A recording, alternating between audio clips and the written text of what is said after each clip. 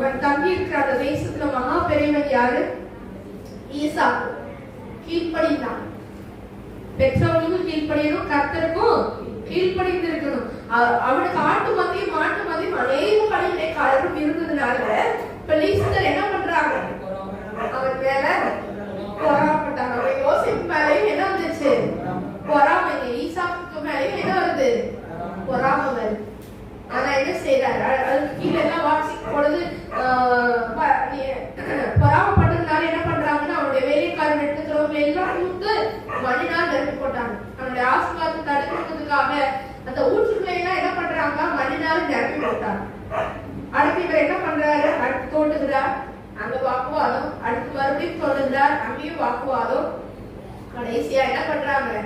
Rehoboth ஆண்டவர் வச்சிருந்தாரு, அதை குறித்து யாரும் என்ன செய்யல, வாக்குவாதம் பண்ணவே.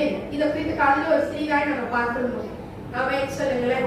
அங்க வந்து கர்த்தர் வந்து ராத்திரியில என்ன பண்றாரு? தரிசனம் ஆகி, தேவன் பயப்படாதே, நான் உன்னோட கூட இருக்க என் ஊழியக்காரனாகிய ஆபிரகாம் நிமித்தம் உன்னை ஆசீர்வதித்து உன் சந்ததியை பெருக பண்ணுவேன். அதே போல ஈசாக்கு என்ன பண்றாரு? ஆண்டவர் பெருக பண்ணுகிறார், ஆசீர்வதித்தார். அவன் என்ன செஞ்சாலும், அவன் எங்க தோன்றினாலும் ஆசீர்வாதம். பஞ்ச காலம் தேசத்துல பஞ்சம் இருக்கிறது. ஆனா ஆண்டவர் என்ன செய்கிறார்? ஆசீர்வதித்தார். ஆமென் சொல்லுங்க பார்க்கலாம். என்ன நடந்ததோ கர்த்தருக்கு கீழ்ப்படிந்திருந்தார்.